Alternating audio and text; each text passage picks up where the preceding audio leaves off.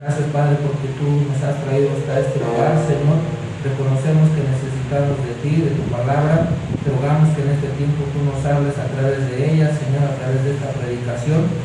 Que tu Santo Espíritu sea el que guíe y use a nuestro pastor, Señor. Y a nosotros, Padre, pues prepara nuestra mente, nuestro corazón para recibir tu palabra. Ayúdanos a todos a estar atentos, Señor, que nada nos distraiga. Sobre todo, ayúdanos a meditar, Señor, en lo que hacemos mal. Señor, y te rogamos también, Señor, que obres los cambios en nuestra vida, Señor, que necesitamos para vivir una vida que te agrade. Todo te lo pedimos, Señor, y te damos las gracias en el nombre de Cristo Jesús.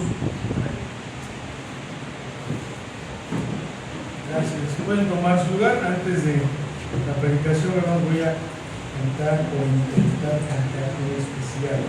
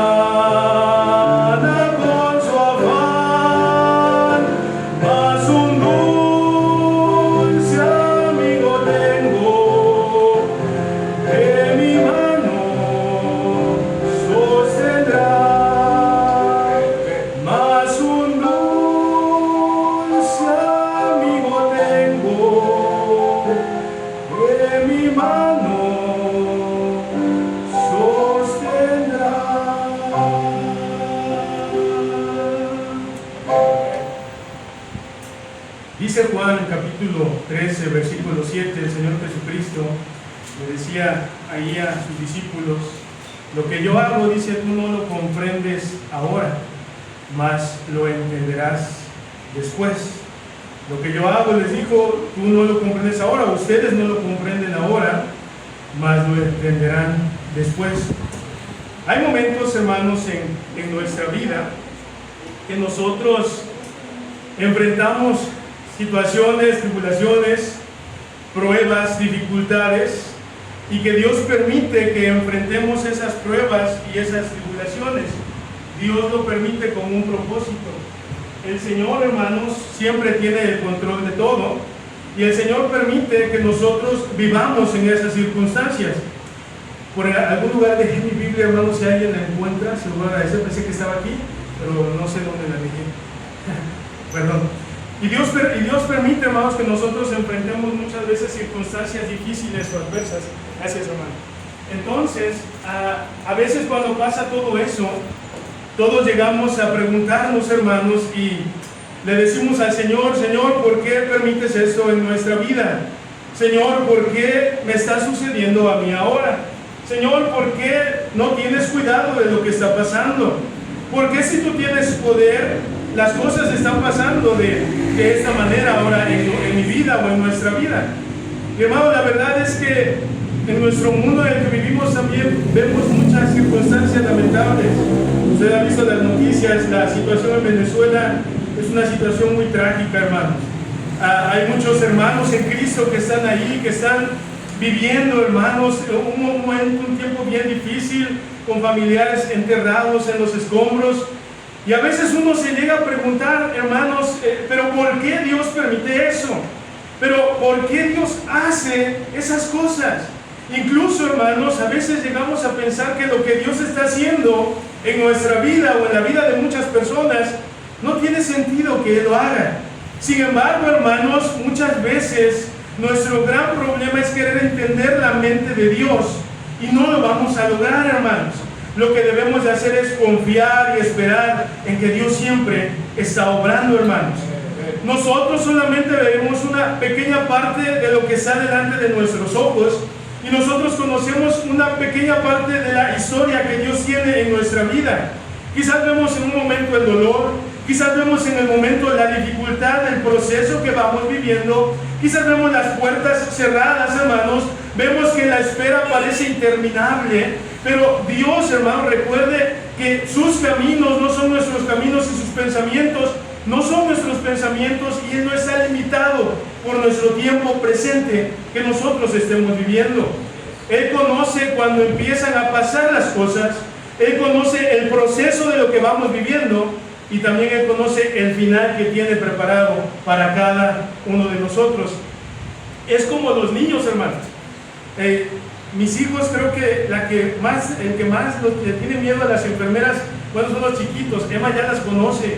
Ve a las enfermeras y grita, empieza a sentir mucho miedo, pensando que la enfermera va a usar una jeringa, ¿verdad?, maléfica para lastimarla, pero no, hermanos, la va a vacunar para poder, hermanos, evitar, ¿verdad?, que alguna enfermedad pueda hacerle más daño en su vida.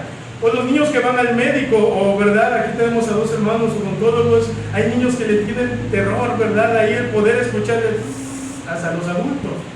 Pero pensamos que nos va a hacer daño eso, pero no es eso, hermano. El médico, aquel que atiende la salud, el personal de la salud que atiende a las personas que necesitan un procedimiento, es con un propósito.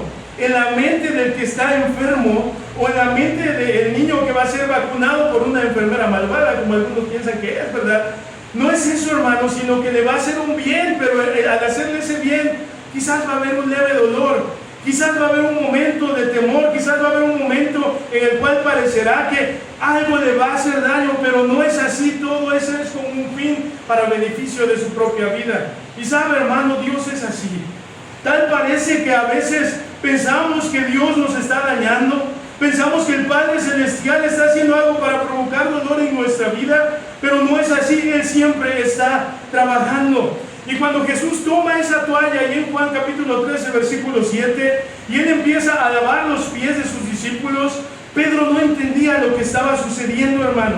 Para él no tenía sentido lo que el maestro hacía. Él es el rey, a él debían de servirle. Él era el que podía mandar a todos, porque era el rey de reyes y señor de señores. Él no tenía que estar sirviendo, tenía que servirle a él, pero él le dice: lo que yo hago tú no lo comprendes ahora, mas lo entenderás después. Y ese es mi mensaje en esta tarde, hermanos. Lo que yo hago tú no lo comprendes ahora, mas lo entenderás después.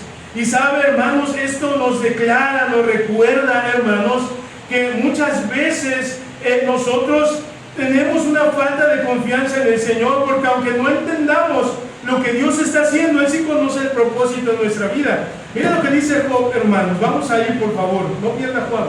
Vamos a Job.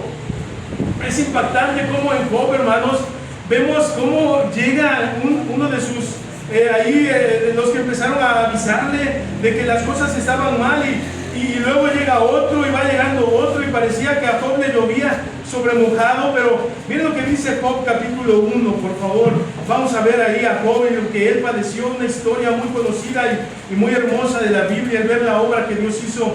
En el Job 1 dice: hubo en la tierra de Uz un varón llamado Job, y este era hombre perfecto y recto, temeroso de Dios y apartado del mal.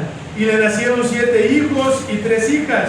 Su hacienda era 7,000 ovejas, 3,000 camellos, 500 yuntas de bueyes, 500 asnas y muchísimos criados.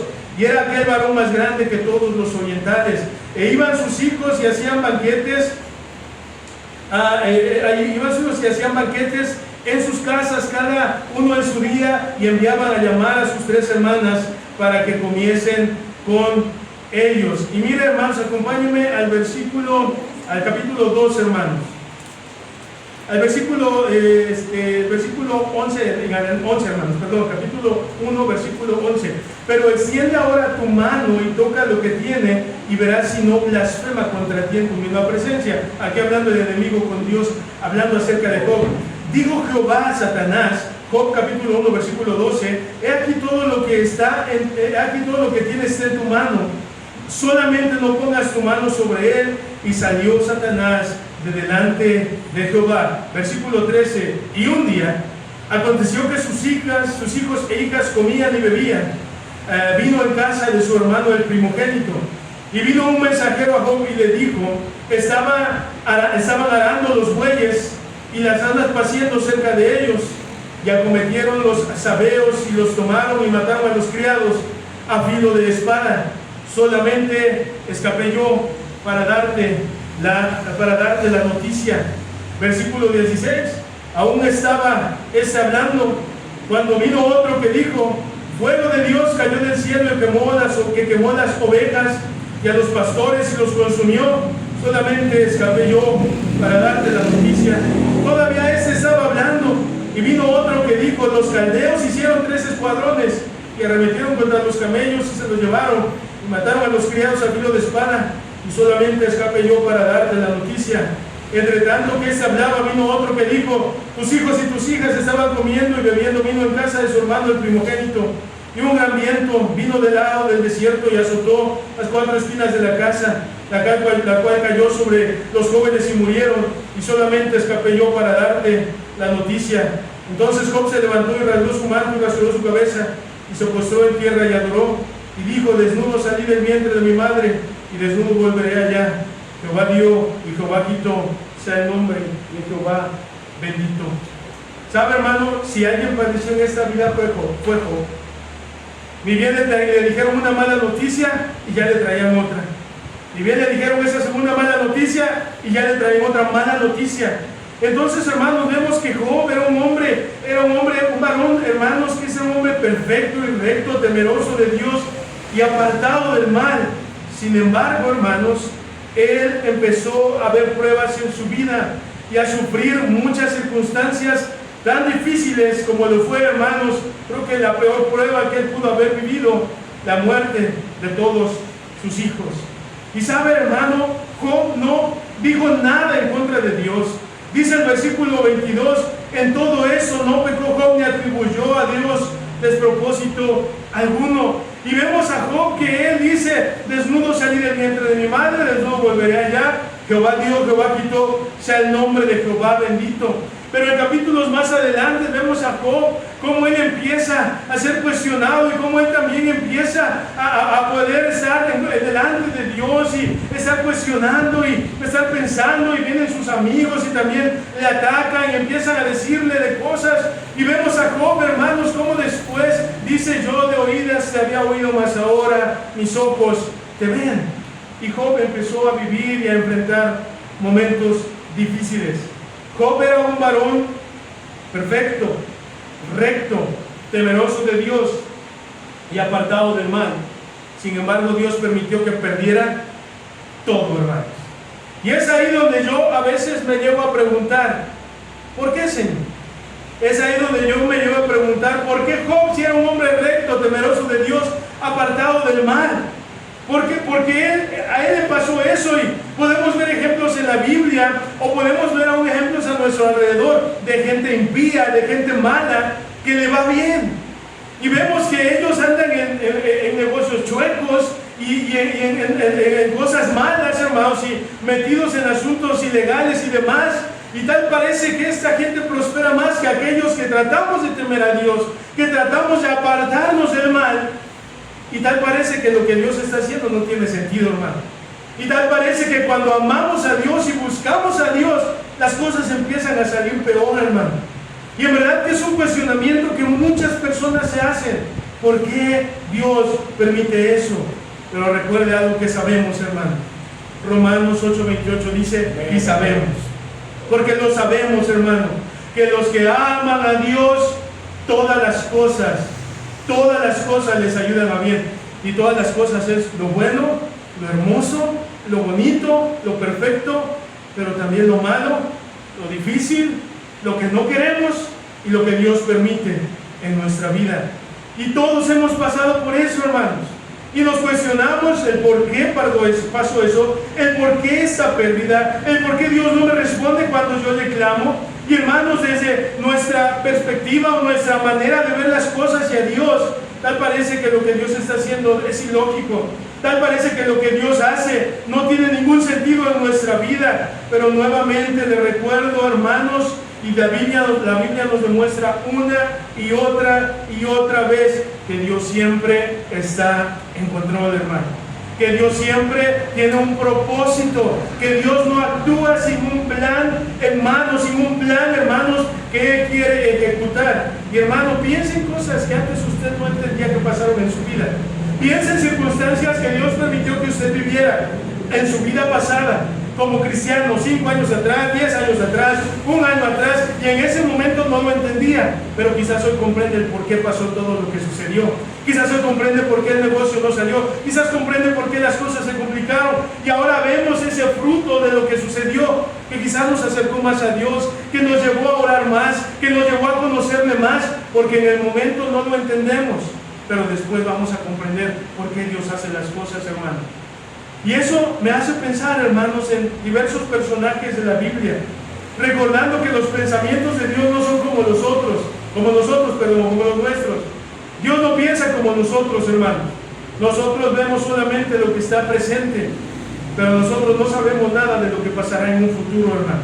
Nosotros quizás vemos qué está sucediendo en un principio, pero Dios tiene un proceso y tiene un final en nuestra vida. Muchas veces vamos a clamar a Dios, hermano, porque yo lo he experimentado y estoy seguro que usted también. Y vamos a doblar nuestras rodillas y vamos a clamarle a Él y vamos a pedirle a Él y vamos a llorar delante de Él. Y tal pareciera que Dios va a guardar silencio y no nos contesta. Tal pareciera que entre más oramos, el oído del Señor se cierra y no nos escucha. Tal parece que entre más gemimos y clamamos, Dios no hace caso. Pero no es así, hermanos. Que Dios guarde silencio o no nos conteste cuando nosotros queremos, no significa que Él esté ausente. Él siempre está presente, Él siempre está con nosotros, hermanos. Y es por eso que debemos de saber que no debemos nunca de dudar de la fidelidad de Dios con nosotros, hermanos. Porque la fidelidad de Dios es más grande que lo que nosotros podemos comprender, hermanos. Hermanos, Dios siempre nos muestra su fidelidad. Día en día Cristo nos acompaña, día en día Cristo está con nosotros, pero a veces nos olvidamos, hermanos, por momentos de prueba, y tal parece que todo lo fiel que Dios ha sido, lo olvidamos y nos concentramos en lo que estamos pasando en nuestro presente. ¿Sabe, hermano? Dios siempre, hermanos, tiene un plan. Lo que parecía una tragedia, hermanos, puede ser el propósito o el comienzo del propósito de Dios en nuestra vida. Génesis 37, por favor, hermanos. Y son muchos versículos aquí, pero solamente voy a ver algunos por causa del tiempo. Génesis 37, hermanos. Mire lo que dice la palabra de Dios, hermanos.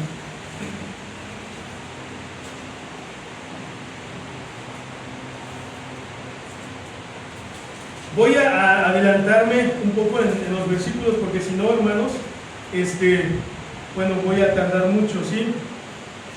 Vamos a ver el versículo, hermano, versículo 18, hermano, ¿sí?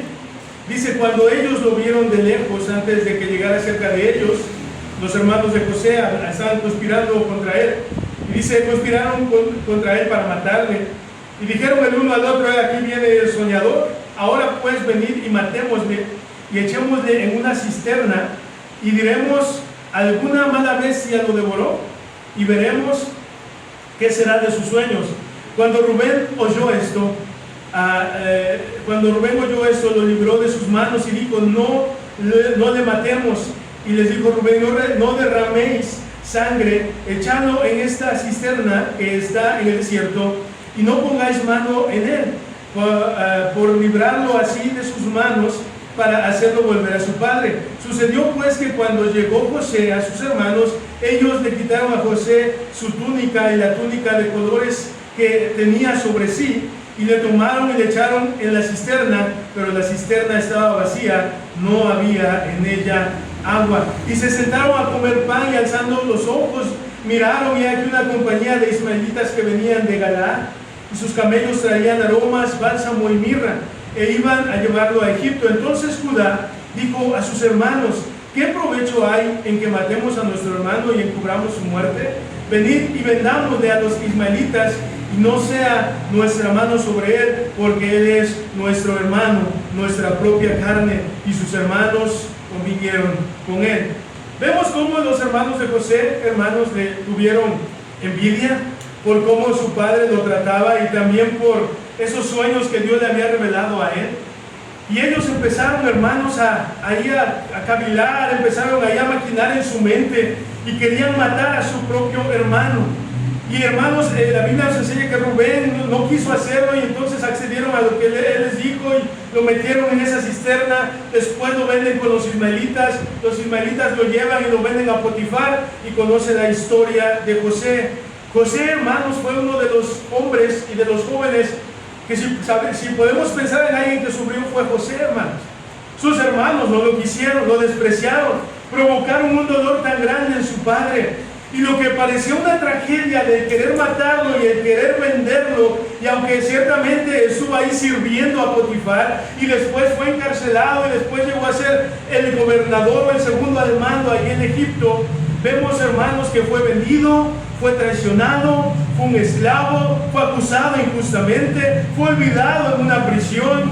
Y hermanos, nada tenía sentido de lo que estaba pasando en la vida de José. Dios le había revelado un sueño de cómo, ¿verdad?, él iba a ser grande delante de sus hermanos, y cómo Dios le iba a bendecir. Pero en ese proceso podemos ver que José estaba viviendo todo lo contrario, hermanos. Génesis 50:20, por favor, vamos más adelante. Mire lo que dice la palabra de Dios. Génesis capítulo 50, versículo 20, dice la Biblia: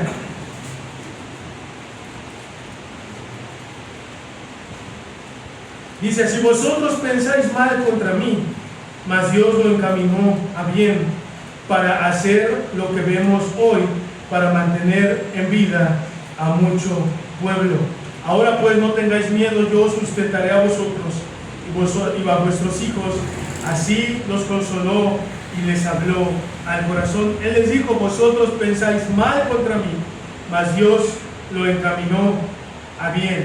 Podemos ver que aunque José sufrió, y aunque él, hermanos, al ver a sus hermanos, él fue conmovido, porque ahí los veía nuevamente, y él preguntó por su padre, conoce la historia, y él quería ver a su padre. Y aunque José podía vengarse, hermanos, él había entendido algo, que su tragedia, que su sufrimiento, Dios tenía un propósito, hermano, y era poder preservar a Israel y preservar a su descendencia cuando venían los años de sequía, los años de hambre que se avecinaban ahí sobre esa tierra. ¿Sabe, hermano? A Dios nada se le escapa de sus manos. Dios siempre está acomodando todo para cumplir el propósito de Él en nuestra vida. Pero sin el gozo que José vivió, que él experimentó, no hubiera habido palacio para él gobernando ahí en Egipto. Si en la prisión que él estuvo ahí metido y él estuvo ahí olvidado, no hubiera habido un gobierno que le fue entregado a José. Pero José, hermanos, es una muestra clara de que Dios cumple sus propósitos y de que Dios, aunque suframos, aunque haya tragedias, Él siempre tiene un plan, hermanos. Nada se escapa de sus manos. Otro que podemos ver en la Biblia es Moisés, hermanos.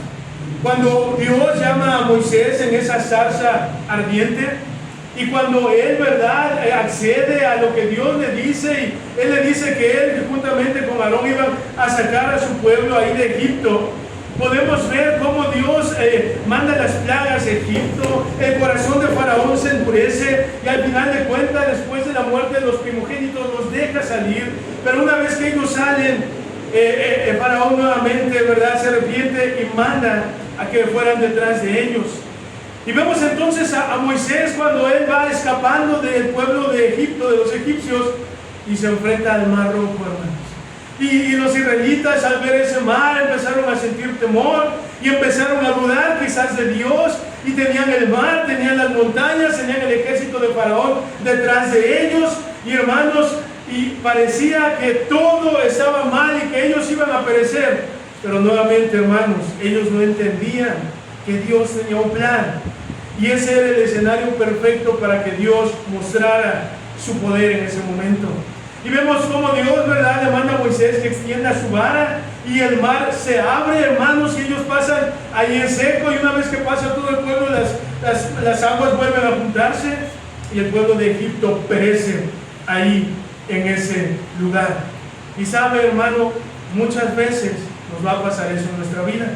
No vamos a estar enfrente de un gran mar, pero muchas veces nos vamos a sentir encerrados. Nos vamos a sentir que no hay ni para dónde recorrer, que hacia adelante está el mar, hacia los lados están las montañas y hacia atrás está el devorador detrás de nosotros, y tal pareciera que son calles sin salida, que son pruebas de las cuales no vamos a salir. Pero recuerde algo, hermano, Dios siempre abre caminos en donde nadie puede abrir.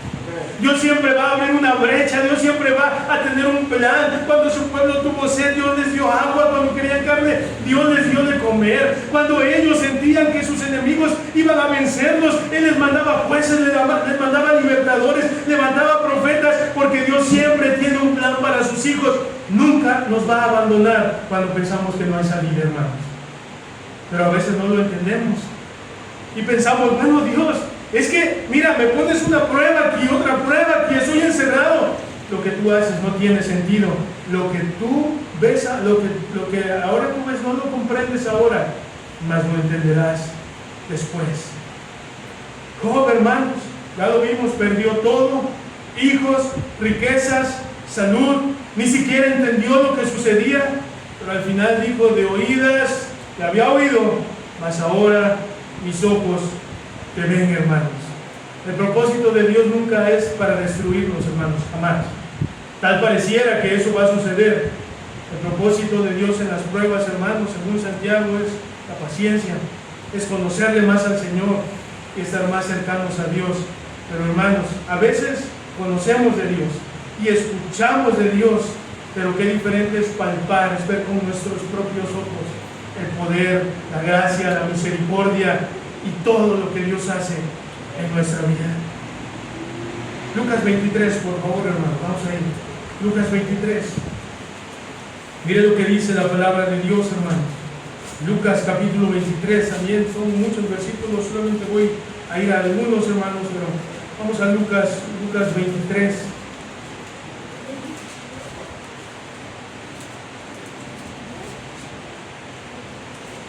Bueno, hermano, ahí en Lucas 23 nos habla cuando Jesús está ante Pilato cuando Jesús está ante Herodes, cuando Jesús es sentenciado a muerte. Solamente voy a decir algunas cosas claves. Por ejemplo, el versículo 3, hermanos. Entonces Pilato, convocando a los principales sacerdotes, a los gobernantes y al pueblo, les dijo: me habéis presentado a este hombre que perturba al pueblo, pero habiéndole interrogado yo delante de vosotros, no he hallado en este hombre delito alguno de aquellos de lo que le acusáis. Y ni aun Herodes, porque os remití a él. He aquí, nada digno de muerte ha hecho ese hombre. Le soltaré pues después de castigarle. Y tenía necesidad de soltarles uno en cada fiesta. Mas toda la multitud dio voces a una diciendo: fuera con este y suéltanos a Barrabás. Este había sido echado en la cárcel por sedición en la ciudad y por homicidio. Les habló otra vez Pilato, queriendo soltar a Jesús, pero ellos volvieron a dar voces diciendo: crucifícale, crucifícale. Él les dijo por tercera vez: ¿por qué? Pues qué mal perdón ha hecho este. Ningún delito digno de muerte ha hallado en él. Le castigaré pues y le soltaré. Mas ellos instaban a grandes voces pidiendo que fuese crucificado. Y las voces de ellos y los principales sacerdotes prevalecieron. Entonces Pilato sentenció que se hiciese lo que ellos pedían, y le soltó a aquel que había sido echado en la cárcel por sedición y homicidio, a quien habían pedido, y entregó a Jesús a la voluntad de ellos. Acá vemos algo interesante, hermano, cómo llevan a Jesús delante de Pilato y él no halló ningún delito en él porque no lo tenía. Lo remite hacia Herodes y Herodes de igual manera lo regresan con Pilato, y Pilato dice: es que no hay un mal en este hombre, o sea, no hay ningún delito digno de muerte. Pero se acostumbraba a que dejaban salir a uno en esos días, y la gente pidió que soltaran a Barrabás, que era un homicida, hermano, que era un hombre que estaba en la cárcel porque merecía estar ahí. Y vemos cómo prefieren al homicida, al asesino, que él sea soltado, que él sea liberado. Prefieren que el Señor Jesucristo padezca y sea castigado y sea crucificado. Y hermano, yo no entiendo eso. Yo no entiendo el por qué, hermanos, nuestro dulce Salvador, nuestro Cristo Jesús, tuvo que soportar todo eso. Yo no entiendo cómo Él se atrevió a tanto por amor a nosotros, y cómo la gente en ese tiempo no pudo conocer quién les visitaba y quién caminó entre ellos, porque prefirieron a un asesino, porque ellos le dieron la espalda al Señor Jesucristo. Es entregado, es crucificado, le atraviesan con una lanza a su costado, y el Señor Jesucristo se decía solamente: Padre, perdónalos porque no saben lo que hacen. El Señor Jesucristo al final le dijo: Elí, Elí, lama sabactani, que traducido es: Dios mío, ¿por qué me has desamparado? Al final Él dice: tetelestai, consumado es, y el Señor Jesucristo muere. Él entrega su vida, es sepultado. Y cuando Él es sepultado, hermanos, sus discípulos pensaron: bueno, el que nos iba a salvar ya no está. Aquel que dijo que nos liberaría, que nos daría una nueva oportunidad, una liberación a Israel, ya no está con nosotros. Y mire, acompáñenme al capítulo 24, versículo 13, por favor. Dice: y aquí dos de ellos iban el mismo día en una aldea llamada Emaús, que estaba a 60 estadios de Jerusalén, e iban hablando entre sí todas aquellas cosas que habían acontecido. Sucedió que mientras hablaban y discutían entre sí, Jesús mismo se acercó y caminaba con ellos, mas los ojos de ellos estaban velados para que no le conociesen. Y les dijo: ¿Qué pláticas son estas que tenéis entre vosotros mientras camináis? ¿Y por qué estáis tristes? Respondiendo uno de ellos, que se llamaba Cleofas, le dijo: ¿eres tú el único forastero en Jerusalén que no has sabido las cosas que en ella han acontecido en estos días? Entonces Él les dijo: ¿qué cosas? Y ellos le dijeron: de Jesús Nazareno, que fue varón profeta, poderoso en obra y en palabra delante de Dios y de todo el pueblo, y cómo le entregaron a los principales sacerdotes y nuestros gobernantes a sentencia de muerte y le crucificaron. Pero nosotros esperábamos que Él era el que nos había de redimir a Israel. Y ahora, además de todo esto, hoy es ya el tercer día que esto ha acontecido. aunque también nos han asombrado unas mujeres que de entre nosotros, las que antes del día fueron al sepulcro y como no hallaron el cuerpo, vinieron diciendo que también habían visto una visión de ángeles quienes dijeron que Él vive. Van estos hombres en camino ahí a Emaús y ellos iban platicando todo lo que había pasado. Se pudo pensar a lo mejor y todos los acontecimientos, y Jesús se aparece ahí, Jesús mismo entre ellos, y ellos le preguntan pues de qué platican, y él dice: no eres el único forastero y no sabes lo que ha pasado en estos días. Y ellos aún, hermanos, ellos pueden mencionar en el versículo 21, dice: pero nosotros esperábamos que Él era el que había de redimir a Israel. Y ahora, además de todo esto, hoy es ya el tercer día que esto ha acontecido. Hermanos, muchos habían quedado escépticos con todo lo que había pasado. Jesús fue sepultado, parecía que el diablo había ganado, parecía que la muerte le había vencido, y aún esos iban platicando y dijeron: pues Él era el que había de redimir a Israel. Y ahora es el tercer día que eso ha acontecido, pero ya habían escuchado de unas mujeres que les había dicho los ángeles que Cristo vivía, hermanos. Entonces nosotros podemos ver que Jesús muere, que tal parece que todo está terminado, que la promesa o la profecía que Dios había hecho había fracasado, hermanos. Y parecía, hermanos, que todo eso que había acontecido para ellos era lo peor que había sucedido en la historia, porque el que les había de redimir y libertar ya no estaba con ellos, hermanos. Pero, hermanos, en ese tiempo, en ese momento, el Señor Jesucristo, hermanos, ya había resucitado, ya había dado el pago por nuestros pecados, ya había dado el pago por nuestra salvación. Y aunque durante esos 3 días, aunque pusieron la guardia allí en el sepulcro y tal parecía que Jesús iba a quedar para siempre ahí encerrado, podemos ver que Dios cumple sus promesas. Y aunque parece que Él no está obrando, y aunque parece que las cosas no están sucediendo, Dios siempre está obrando, hermano. Y aunque sabemos nosotros y confiamos en sus promesas que son fieles y verdaderas, a veces llegamos a dudar de Él, porque lo que a veces pudiera parecer que Dios no está haciendo algo, pareciera que Jesús en ese momento estaba derrotado, terminó en gran victoria cuando Él se levanta de entre los muertos, asciende a la gloria, hermanos, y se sienta a la diestra del Padre. Terminó todo en una victoria, hermanos. Y lo que yo quiero decirle en este punto es, hermanos, nunca debemos de interpretar en las circunstancias de nuestra vida, aplicándolo a esta historia del Señor Jesucristo, que todo lo que está pasando se va a quedar en viernes, hermano.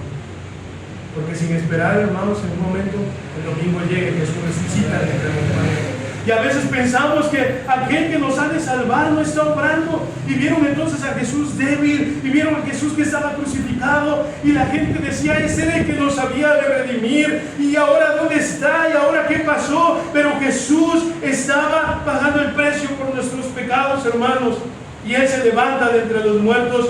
Porque déjenme decirle algo, aún cuando no comprendemos lo que Dios hace, Dios siempre tiene un plan, y Él siempre gana y siempre nos va a dar la victoria, hermano. Otro ejemplo más, hermanos, es Lázaro. Juan 11, vamos a ir, hermanos. Juan capítulo 11. Mire lo que dice la palabra de Dios, hermanos. Dice la Biblia, hermanos. Acompáñame con su vista, por favor. En el versículo 1 en adelante dice: estaba entonces enfermo uno llamado Lázaro de Betania, la aldea de María y de Marta su hermana.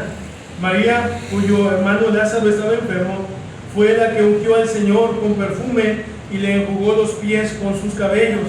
Enviaron pues a las hermanas para decir a Jesús: Señor, aquí al que amas está enfermo. Oyendo lo que Jesús dijo: esta enfermedad no es para muerte, sino para la gloria de Dios, para que el Hijo de Dios sea glorificado por ella. Y amaba Jesús a Marta, a su hermana y a Lázaro. Cuando oyó pues que estaba enfermo, se quedó 2 días más en el lugar donde estaba.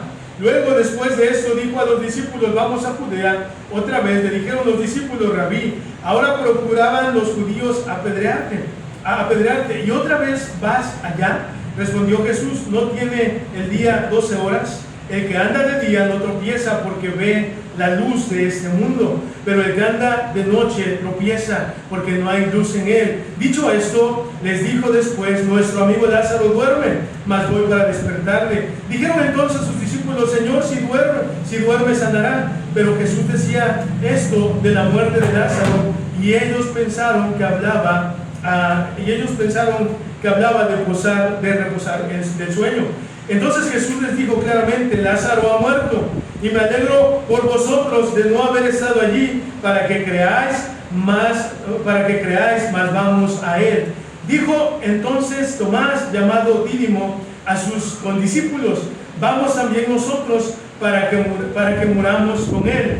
Vino pues Jesús y halló que hacía ya 4 días que Lázaro estaba en el sepulcro. Betania estaba cerca de Jerusalén, como a 15 estadios, y muchos de los judíos habían venido a Marta y a María para consolarlas por su hermano. Entonces Marta, cuando oyó que Jesús venía, salió a encontrarle, pero María se quedó en casa. Y Marta dijo a Jesús: Señor, si hubieses estado aquí, mi hermano no habría muerto. Mas también sé ahora que todo lo que pidas a Dios, Dios te lo dará. Jesús le dijo: tu hermano resucitará. Marta le dijo: yo sé que resucitará en la resurrección, el día postrero. Le dijo Jesús: yo soy la resurrección y la vida. El que cree en mí, aunque esté muerto, vivirá. Y todo aquel que vive y cree en mí no morirá eternamente. ¿Crees esto? Le dijo: sí, Señor, yo he creído que tú eres el Cristo, el Hijo de Dios, que has venido al mundo. Versículo 28 dice: habiendo dicho esto, fue y llamó a María, su hermana, diciendo en secreto: el maestro está aquí, te llama. Ella, cuando lo oyó, se levantó deprisa y vino a él. Jesús todavía no había entrado en la aldea, sino que estaba en el lugar donde Marta le había encontrado. Entonces los judíos que estaban en casa con ella ya le consolaban. Cuando vieron que María se había levantado deprisa y había salido, le siguieron, diciendo: va al sepulcro a llorar allí. María, cuando llegó a donde estaba Jesús, al verle, se postró a sus pies, diciéndole lo mismo que su hermana: ¿verdad, Señor? Si hubieses estado aquí, no habría muerto mi hermano. Jesús entonces, al verla llorando, y a los judíos que la acompañaban también llorando, se estremeció en espíritu y se conmovió, y dijo: ¿dónde le pusiste? Le dijeron: Señor, ven y ve. Jesús lloró. Dijeron entonces los judíos: mirad cómo le amaba. Y algunos de ellos dijeron: ¿no podía este que abrió los ojos al ciego haber hecho también que Lázaro no muriera? Y más adelante vemos, hermanos, cómo el Señor resucita a Lázaro, hermanos. Y algo que me llama la atención, hermanos, de estas dos mujeres, es la frase que le dicen: Señor, si hubieses estado aquí, mi hermano no habría muerto.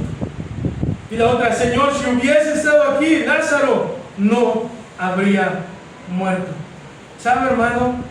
A veces no vamos a comprender muchas cosas, pero también debemos de esperar cuando no entendemos, hermanos, porque cuando no entendemos también en ese tiempo, Dios puede ser glorificado, hermano. Recuerdo mucho a los discípulos cuando estaban ahí en la barca y casi la barca se hundía, y ellos decían: Señor, ¿qué no tienes cuidado de nosotros? Y acá vemos a estas mujeres que le dicen: si tú hubieses estado aquí, mi hermano no habría muerto. Y hermanos, humanamente esto no tenía sentido, porque Jesús podía sanarle, quizás desde lo lejos. Ya había pasado, hermanos, ya había sanado a personas a lo lejos, pero Jesús quería mostrar la gloria de Dios, y que esa enfermedad no iba a ser para muerte, sino para que el nombre del Señor fuera glorificado. Lázaro ya tenía 4 días muerto, hermano. El Lázaro, hermano, ya estaba bien muerto, bien tieso, hermano. Y a ella le dicen: si hubieras llegado antes, si tan solo hubieras estado un poco de tiempo antes. No, hermanos, Jesús siempre llega a tiempo, hermano, justo en el momento que Él tiene que estar. Y a veces nosotros también: Señor, es que si tan solo me hubieras contestado antes, si tan solo tú me hubieras provisto esto antes, es que, Señor, si tú me hubieras ayudado, es que si hubieras estado aquí. Dios siempre está con nosotros, hermano, pero hay cosas que Él permite, como esto, que es para la gloria de Dios. Esta enfermedad no es para muerte, sino para la gloria de Dios. Por eso Dios permite muchas veces que no entendamos, que suframos y que vivamos estos momentos para ver su gloria una vez más en nuestra vida, hermano. Si hubiera llegado antes, habría sanado a un enfermo, pero cuando llegó Él no sanó a un enfermo, hermanos, resucitó un muerto. Y eso es todavía más impactante. Por eso Jesús siempre llega a tiempo. Jesús siempre tiene un plan. A veces pensamos que Dios llega tarde. A veces pensamos que Él se tarda. ¿Y cuántas veces no? Quizás hemos pensado lo mismo que esas mujeres. Si tan solo hubieras contestado antes. Si tan solo te hubieras respondido antes. Si tan solo, Señor, hubieras obrado en esto antes. No, mi hermano querido. Dios siempre llega a tiempo y Dios nunca llega tarde. Espere pacientemente en Él, confíe en Él, porque Dios siempre llega en el momento oportuno, hermanos. Dios siempre va a cumplir su propósito y Él siempre va a hacer su voluntad y Él siempre nos va a ayudar para que su nombre sea glorificado. Termino entonces, hermanos. Quizás hay cosas que hoy no comprendemos. Quizás hay cosas que nosotros llegamos a ver en nuestra vida o hemos orado y no entendemos por qué el Señor no nos ha contestado. Quizás pudiéramos pensar que Dios se ha olvidado de nuestra petición. Quizás pudiéramos pensar que Dios nos ha desamparado y nos ha abandonado. Quizás hemos pensado, si Él tan solo hubiera estado antes, eso no me hubiera pasado. Pero sea una prueba, sea una enfermedad, sea una puerta cerrada, sea una pérdida, sea una espera, hermanos. Tal vez las cosas no tienen sentido. Pero déjeme decirle algo, para José tampoco tenía sentido lo que estaba pasando, hermano, no lo entendía, pero Dios lo usó para que su pueblo prevaleciera. Quizás Moisés tampoco comprendía, hermanos, pero recuerdo mucho a Moisés, cuando le pide a Dios y le dice que le deje entrar en la tierra prometida, y Dios le dice, ya no me hables más de este asunto, ve y sube al monte y podrás ver la tierra, pero no podrás entrar en ella. Y vemos a Moisés obediente y ya no le habla más de este asunto, pero es maravilloso cómo en los evangelios vemos que Moisés aparece en la transfiguración, hermanos. Y Moisés está ahí en la tierra prometida y quizás en ese momento no lo entendía, porque yo también pienso, ¿cómo no lo dejó entrar si él sacó a todos esos necios? ¿Por cómo no lo dejó entrar si él sacó a todos los desobedientes? Pero es que quizás lo que en ese momento él no entendía o no comprendía, más adelante iba a entender el por qué, hermano, le dio todavía una posición honorífica, un grado mayor de estar ahí en esa transfiguración, hermanos. Job tampoco entendió lo que pasaba.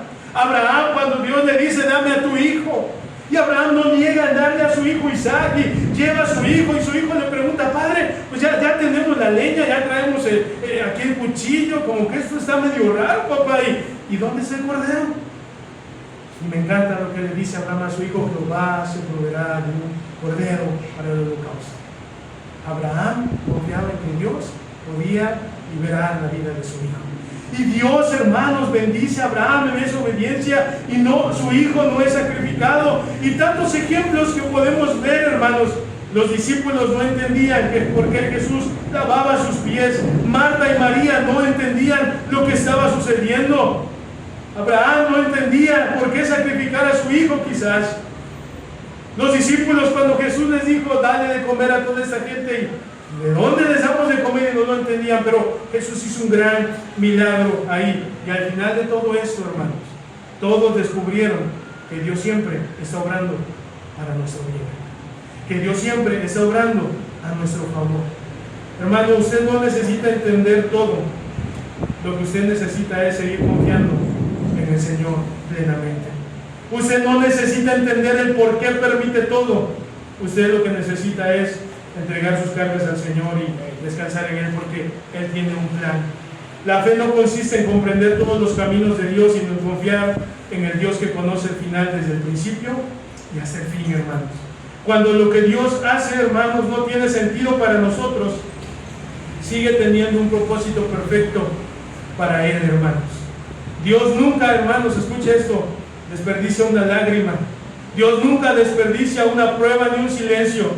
Lo que hoy parece un rompecabezas incompleto, mañana revelará la hermosa obra que Él está formando en nuestras vidas. Dios siempre tiene un plan. Vamos a orar, hermanos. Padre, te damos gracias, Dios mío, por tu palabra. Gracias, Señor. Gracias, Dios mío, por hablarnos, por enseñarnos. Qué tremendos ejemplos encontramos en la